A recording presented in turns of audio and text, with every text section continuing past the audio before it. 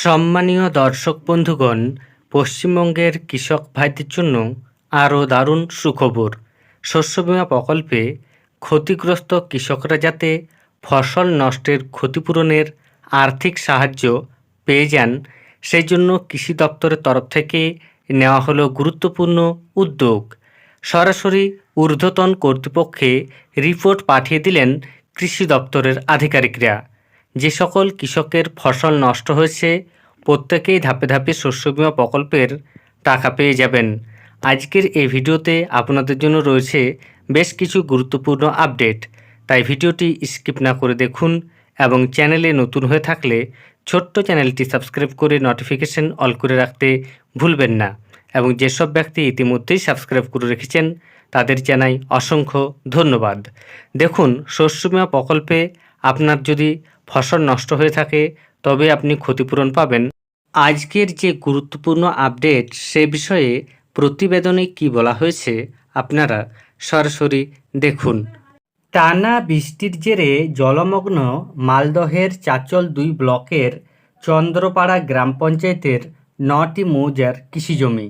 ধানের চারা জলের তলায় ডুবে রয়েছে। সঠিক সময়ে জল কমবে কিনা তা নিয়ে উদ্বেগে কৃষকরা। সময়ের মধ্যে জল নিষ্কাশন না হলে ব্যাপক ক্ষতির সম্মুখীন হবেন তারা। সোমবার খবর পেয়ে জলমগ্ন কৃষিজমি পরিদর্শনে যান কৃষি দপ্তরের আধিকারিকরা। পরিস্থিতির উপর নজর রেখে ব্যবস্থা নেওয়া হবে বলে ব্লক কৃষি অধিকর্তা মোহাম্মদ আনোয়ারুল ইসলাম জানিয়েছেন। চাঁচল ২ ব্লকের প্রায় ১২,০০০ হেক্টর জমিতে আমন ও বোরো ধানের চাষ হয়। মাসখানেক আগে আমনের চারা রোপণ করেছেন চাষিরা। সবে কাঁচা সবুজে মাঠ ভরেছে।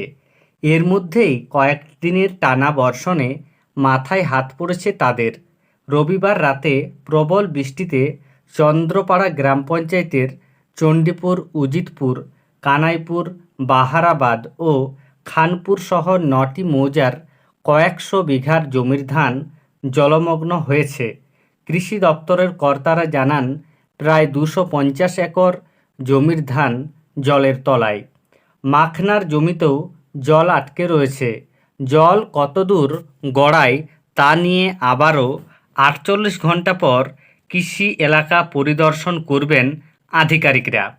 চাঁচল ১ ব্লকের কুলিগ্রাম ও মতিহারপুর গ্রাম পঞ্চায়েত হয়ে ২ ব্লকের বলরামপুর ও খানপুর পর্যন্ত মরা মহানন্দা বয়ে গিয়েছে। এলাকার জল নিষ্কাশনের ভরসা ওই মরা মহানন্দা। মরা মহানন্দার জল মহানন্দা নদীতে পড়লেই রক্ষা পান এলাকার কৃষকরা।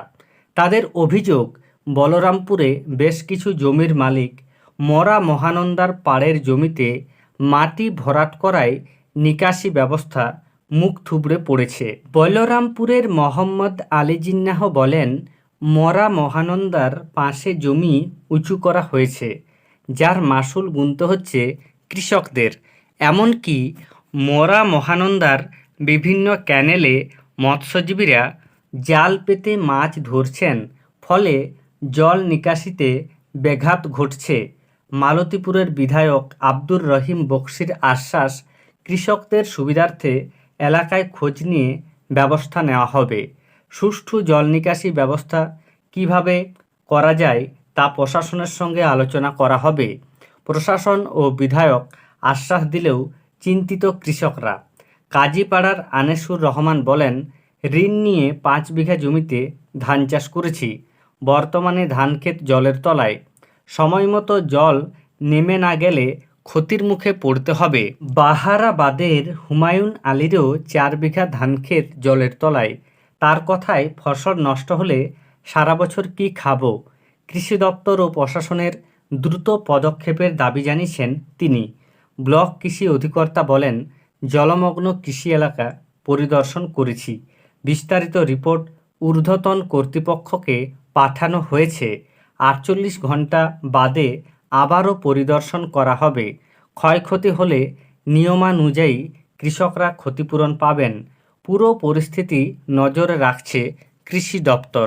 তাহলে বুঝতে পারছেন, কৃষি দপ্তরের তরফ থেকে জানানো হয়েছে যে সকল কৃষকের ফসল নষ্ট হয়েছে বা হচ্ছে তারা প্রত্যেকেই ফসল নষ্টের ক্ষতিপূরণ পাবেন এবং এর জন্য ইতিমধ্যেই রিপোর্ট পাঠানো শুরু হয়েছে এবং পরবর্তী ক্ষেত্রেও আরও রিপোর্ট পাঠানো হবে।